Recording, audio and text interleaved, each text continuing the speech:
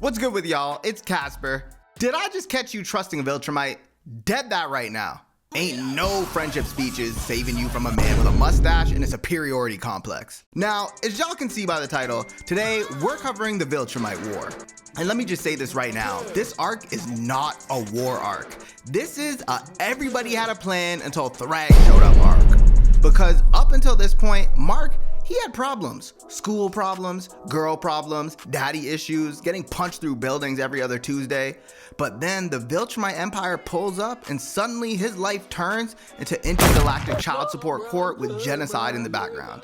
And Thragg? Bro, Thragg is not a villain. Thragg is what happens when a military general, a cult leader, and a gym teacher who failed you on purpose all fuse together. This man does not speak unless he is either threatening a planet, disrespecting somebody's bloodline, or standing next to Argyl's skull like it's a motivational poster. Kylo Ren, is that you? And the wildest part is, the Viltrumites are losing this war, but they are still talking like they up by 30 in the fourth quarter.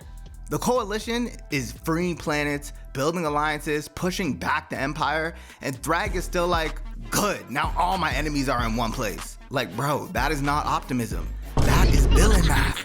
Mark, Nolan, Oliver, Alan, Battle Beast, Space Racer, everybody gets dragged into this mess. And you already know when Battle Beast shows up smiling, somebody is about to have a terrible afternoon. But even he runs into Thragg and realizes, oh, this is not the tournament bracket I signed up for. This arc has betrayal, space battles, father-son trauma, a whole planet getting turned into premium space dust, and Mark once again learning that being is a very generous job title. So without further ado, let's enjoy this Viltrumite War video. Now, the Viltrumite War all starts with this. Thragg is no longer just some scary dude in the background. He is stepping directly into the battlefield, and every move he makes reminds everybody that the Viltrumite Empire does not do peace talks. They do domination, intimidation, and if all else fails, extinction level violence. After escaping imprisonment, Conquest returns to a Viltrumite cruiser and reports his failure to Thragg. And because this man is built like the final boss of generational trauma, Conquest actually asked to be executed for failing against Mark. He wants his death to be used as a warning to the other Viltrumites, but Thragg is not giving him that clean warrior's exit. Instead, he tells Conquest that he does not reward failure and gives him a new mission. The coalition of planets is trying to recruit Mark Grayson into the war effort, so Thragg orders Conquest to hunt Mark and his allies down before they can make it back. Meanwhile, the coalition is finally making some noise. They begin attacking worlds controlled by the Viltrum Empire, freeing occupied planets and building momentum. Thragg gathers his people and gives them the type of speech that would make any normal army say, yeah, we're cooked. He tells them the coalition will fall, that even the Scourge virus could not wipe them out, and that Viltrumites are destined to rule the universe. In private though, Thragg is furious. He sees the coalition as animals being manipulated by Thaedus, and he swears on Emperor Argyl's skull that their rebellion is about to be crushed. Nearly 2 months into the war, things are not looking great for the Empire.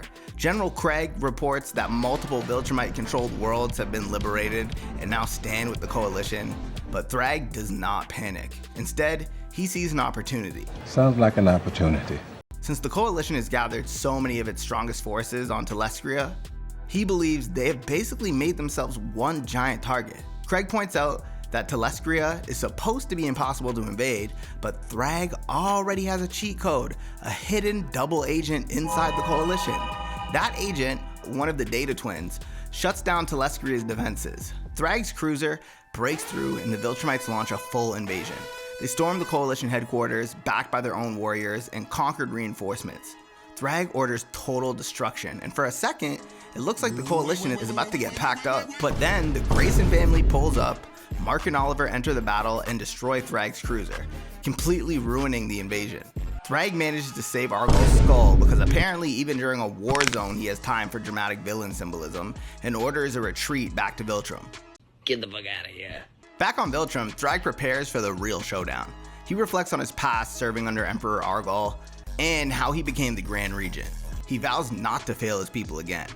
Above Viltrum's orbit, he waits for the strike team led by Thaedus, which includes Invincible, Red Lobster, J. Jonah Jameson, Mid Jacket, The Lion King, Fishbowl, Klaus, and Seth Rogen's girlfriend. The moment they arrive, the Viltrumites ambush them, and the battle explodes into chaos. The Coalition uses everything they have: Synclac Beetle poison darts, Space Racer's Infinity Ray, Rognar's, and whatever else they can throw with these flying murder machines. During the fight, Nolan tries to attack Thragg, but gets beaten back near Argol's fortress. Thragg greets him almost calmly and tries to convince him to return to the Empire.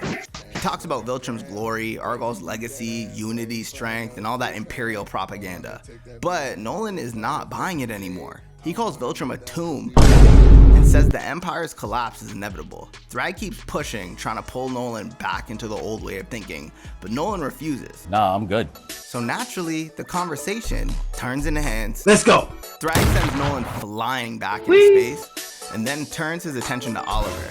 And this is where the difference in power becomes disgusting. Now you fucked up! Thragg overwhelms Oliver Where are you instantly, brutally injuring him and dismissing him as a failure because of his hybrid species. Mark jumps in to help, revealing that he killed Conquest and plans to defeat Thragg too. This shocks all the Viltrumites, and they all start staring at him, especially Anissa. Hey, avert your eyes. I know what you do next, and I don't want to see it yet. Somebody please put her on a watch list. But Thragg is not impressed. Mark attacks him and punches basically nothing. Thragg barely reacts and beats Mark down. Oh! Even Battle Beast tries to get involved, but Thragg swats him away like he is not worth his time. Get out of here, bitch! Nolan realizes that beating Thragg head on might not be possible, so he goes for the real target, Viltrum itself. He orders the others to head toward the planet and tells Space Racer to use the Infinity Ray. Thragg realizes what they are planning and races to stop them, but he's too late. Space Racer fires the ray into the hollow planet, and Nolan, Mark, and Thaedus follow its path straight through Viltrum. The planet begins to collapse. Argol's statue and the fortress crumble as the homeworld of the Viltrumites is destroyed from within. The three escape as Viltrum explodes behind them. The destruction leaves the surviving Viltrumites in shambles. Thaedus says that it had to be done because now the Empire has no choice but to accept defeat. But Thragg emerges from the wreckage, and surrender is absolutely not on his menu. Grieving and enraged, he declares that he chooses death over surrender. Then he launches himself at Thaedus and finally avenges Argol by decapitating him. He crushes Thaedus' head and promises that the rest of the enemy forces will follow. So yes, Viltrum just exploded, but Thragg is still moving like the war is somehow not over. He turns on Nolan next. Thragg is furious that Nolan destroyed their home instead of dying honorably. Mark tries to help, but Thragg dominates both father and son. Elsewhere, Alan tries to reason with the remaining Viltrumites, pointing out that their planet is gone, and continuing the fight makes no sense, but the battle keeps going. Tech Jacket and Space Racer help Alan push back some Viltrumites, while Thragg continues beating Nolan and Mark. He breaks Nolan's arm, corners Mark, and nearly kills him. Nolan then jumps in to save his son, but Thragg impales him with his bare hand, leaving him near dead. Mark, thinking his father is dying, attacks Thragg in rage. But again, the gap is just too big. Thragg beats him down, and disappointed that Mark had so much potential and still ended up opposing him, he begins crushing Mark's head until Mark loses consciousness. But then, Thragg looks around and sees the bodies of the fallen Viltrumites. He sees Nolan barely alive, and he realizes their species is truly on the edge of extinction. Craig and the others urge him to finish Mark and Nolan off, but Thragg stops them. For once, survival matters more than revenge. He spares both of them and retreats with the remaining Viltrumites on their last cruiser. With only 37 pure-blooded Viltrumites left, Thragg makes a desperate decision. He brings the survivors to Earth, not to conquer it immediately, but to use it as a place to rebuild.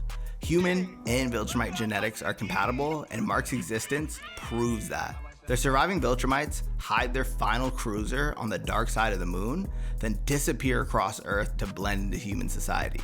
Thragg stays behind on the ship, watching his plan unfold.